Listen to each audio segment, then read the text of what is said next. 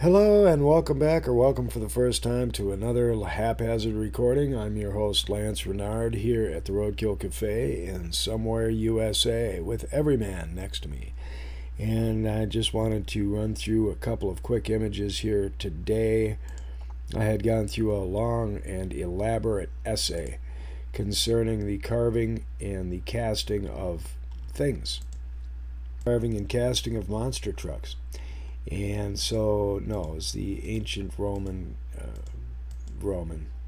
Right, now, in dealing with their history and historical anomalies and facts, this is where I got caught up today, and this is what's held me up all day, is the Venice area, and the Venetians versus Phoenicians.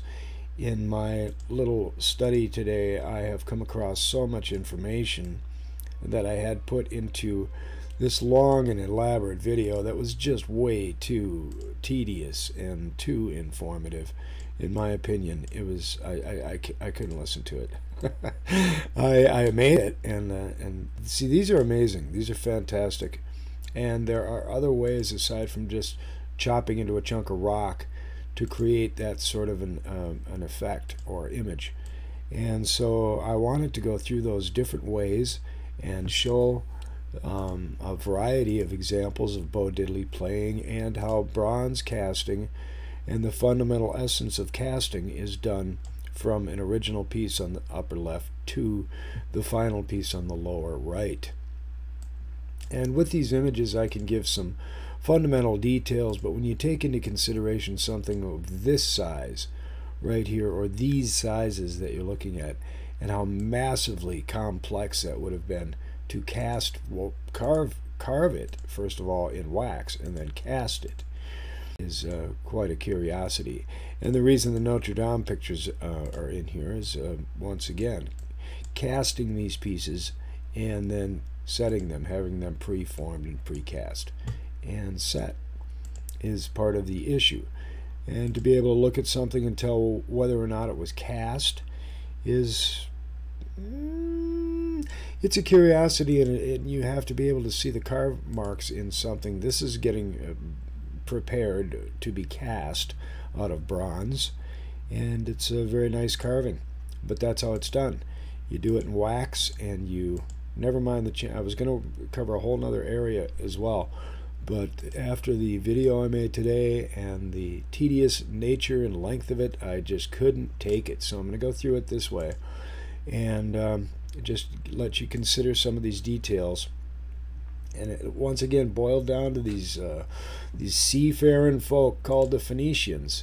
And it was because of the articulate detail that I see in so many different pieces, the unbelievably articulate work that is commonly known as the Phoenicians work. I need to take some of these casting. Yep, I'm going to take you for that. Meet Ralph Hempter. And so the peacock, this is some of my work right here in carving and carving steel and carving wood. That's the sword I was working on years ago. Another one of my pieces in carving plaster. And I've done a lot of different types of carvings. This particular sword looks a lot better now. This is before I was putting the handle on it. But my issues in carving and pieces that I've made, but the size that you would have to, you carve this all out of wax, and then you pack it in sand, and then you extract the wax and refill it with sand. It's quite an odd process. Now this is what got me right here. This lion, I was looking at different, the Pope and the lion, that's kind of cute. That's Pope Slaughter 'em All, and that's Lion from the Tartarians, apparently. But it says peace right there, so pax to all of you. This got me thinking about it, and then I'm like, where is this? And then it's like Venice. And so, boom, I'm off to Venice, looking at all the stuff in Venice, and looking at all the stuff in Venice. And then if anyone who's been studying Tartary and the Tartarians and their work, you start looking at these pieces and you're going to get the same curiosity that I was getting. And so then it was time to start doing work on tying me kangaroo down. and Venice. This is a piece that I was working on. That's rubber that I'm painting onto a sculpted piece. And then the rubber hasn't dried here. See, it's dry up on the top area. And the original piece had a broken nose, and so I fixed the nose and I smoothed it, and then I created a new mold, and this is the reverse of the mold. See, that's the inside of it. And then I pour it with plaster and come up with these pieces. And this is part of the process that I've gone through and experienced and been able to achieve with my humbling, fumbling, bumbling hands. And these pieces are pretty cool looking, and that's from an original piece that had a broken nose. And if you look at the nose, say on this one, see, there is no break anymore. I fixed the nose. And so these have some flaws in them and bubbles and things, so they were rejects from the one that I wanted to repair and give back to my dear sweet 90-year-old mother, which I did. But now the curiosity on how these are done, put together, molded, created, formed, that could have easily been poured with a polymer after being carved, and then mold being set for it. And so these are just considerations as to, because we look at them and we say, hey, somebody carved that. This is in Venice as well. Venetian, Porta Magna, Venice, actually. And now this isn't Venice. This is famous stone carving in the Temple of Khajuraho, India. And this, I would not believe that this is poured. I believe this is carved, individually carved. But what do I know? It sure looks like it, the way it's attached, etc., etc.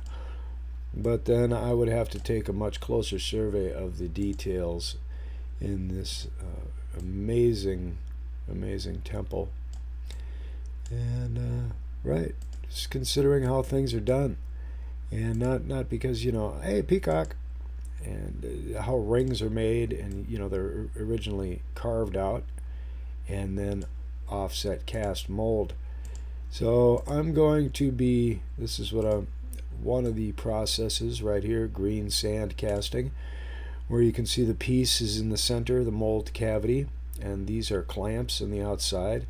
There is sand around the mold, and then there is a sprue and runner and gate that where the pouring basin, whatever material comes in the riser, it pushes out the, so if you have wax in there, then this is hot steel or metal or bronze or silver, and it pushes that out.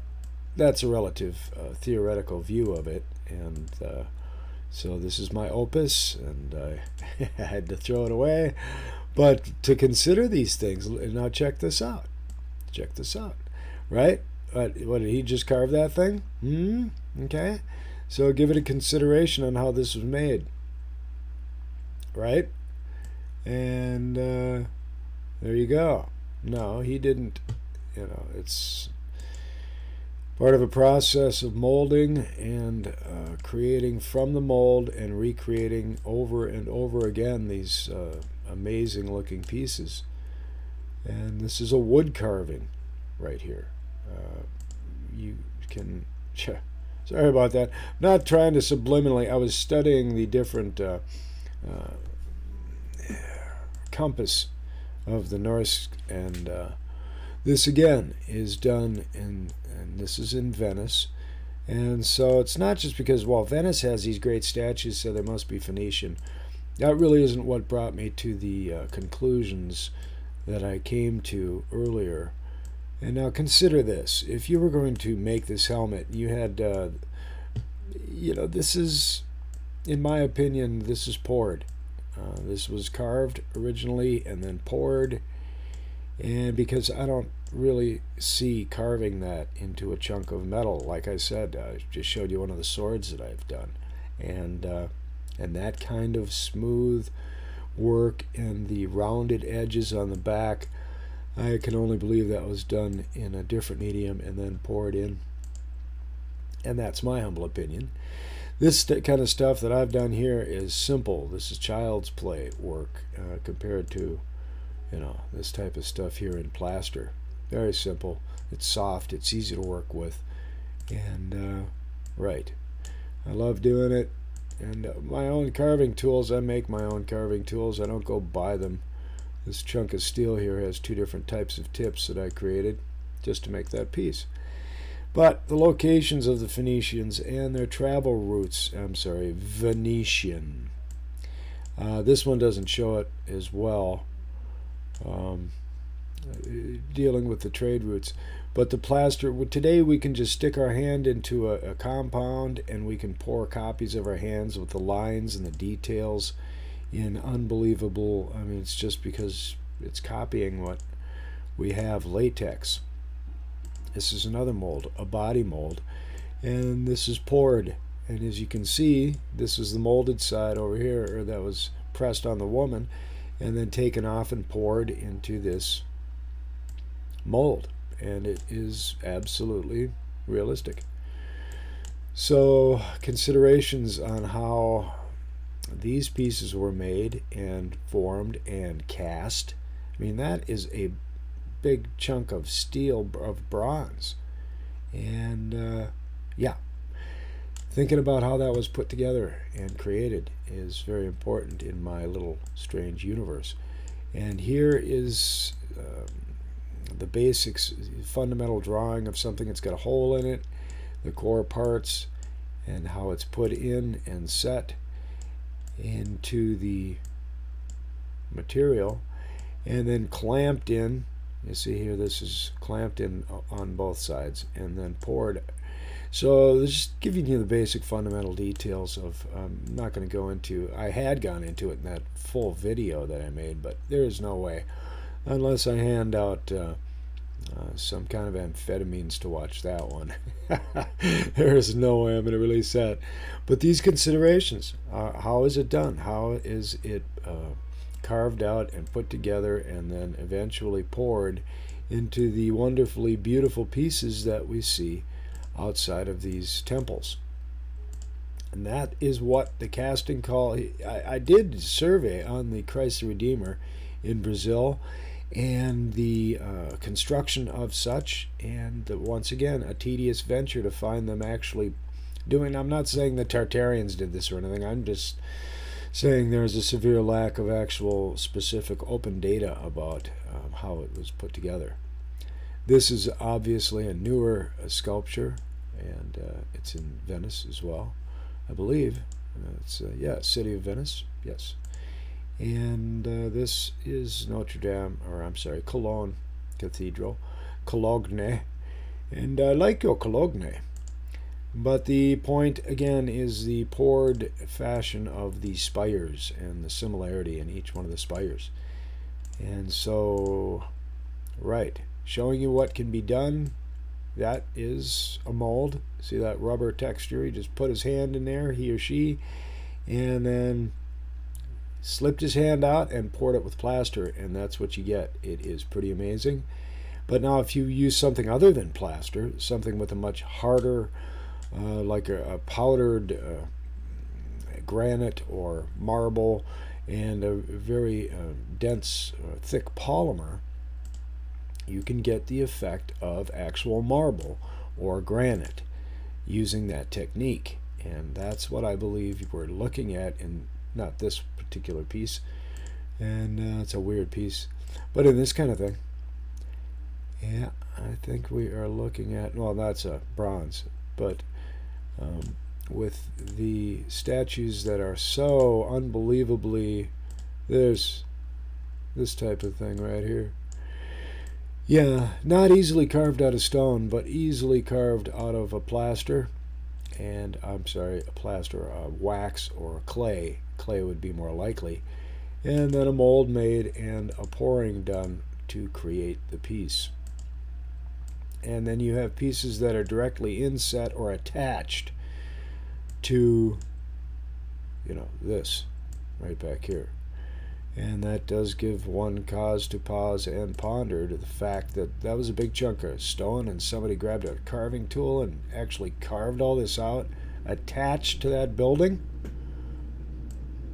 So that is a curiosity. So is this. and might give us a moment to consider what's up with all of the fantastic pieces that we've seen around the world. And this trade route right here is what got me started in that, wow, they just kind of got everywhere from Venice. And you got Constantinople, you got everywhere basically. And these are river routes up here, and of course down here are the sea routes. So these are just minor details to consider on how things were made, how they were, whether or not they were carved out by hand, or they were carved and then molded and then poured. Carved, molded, and then poured. Very, very curious indeed. And this is the type of curiosities that I am trying to unravel and investigate without too long-winded of surveys. That's why this one is so short and yet so informative. And so, yes, let's go ahead and consider these details, and I'm going to be looking into more of the Phoenician connection and how that all relates to our fantastic sculptures and pieces that are all around the world, but all these are in Venice once again. And who is that lady? Who's that lady? No singing, sorry. She doesn't look too happy. Looks a little bit, leave my lion alone. Maybe somebody fed the lion some bad tacos or something. So here we have a 1478 route. Once again, considering the timeline and considering the overall trade routes, it's just something that I like to look into a little bit deeper. And as I said, I spent most of my time today going through the basics of just how this was done. And after 9 hours of setting up a video that was too long to watch, I decided to just show you some of the basics that I have here and then redo that in further detail. Fascinating, Captain. So, I hope you've enjoyed a little bit of this information and these images of Notre Dame. And this is Milan, actually. It's Duomo Cathedral in Milan, Italy. And yeah, I wouldn't have wanted to climb up there and carve that while hanging from a rope, but then that's just me. Guy that did it probably loved heights. So let's think about these things and consider the possibilities of what is the easiest thing to think about or the most difficult reality that we can come up with. And I think that has a lot to do with how we're going to form the truths that we see from the evidence that we gather in these minor recordings all across the internet in dealing with what is true, what is evidentiary, and what just seems preposterous. And so thank you for watching this short haphazard video about bronze casting and checking out a few of these details. I apologize for not being thorough enough, but it was a choice between being short and sweet or having a long-winded and involved something far beyond anything I would want to prefer to release at this stage of my life. Me and my shadow. No singing. All right, well, I'll try not to sing in my next episode and decipher some of these clues like this Nordic magic compass is what it's considered. Magic compass. There's an outer ring that's not there right now. It's not showing. But the amazing natures of these things and how and the what. So putting them together and carving them in stone or carving them in another material and pouring the stone. That is the curiosities, and these are the songs that we will be singing in the near future. Tie Me Kangaroo Down by Rolf Harris. Good old Rolf. Thank you. Thank you, Rolf. And, all right. Well, thank you for watching. Have a great day, afternoon, and or evening. And I'm going to be back with with a different type, with a little bit more of a comedic setup. This one was way too deep. I thought it was going to be a nice, shallow, easygoing essay, and it turned out to be something far beyond anything I could fathom, with those doggone Phoenicians getting in the way once again.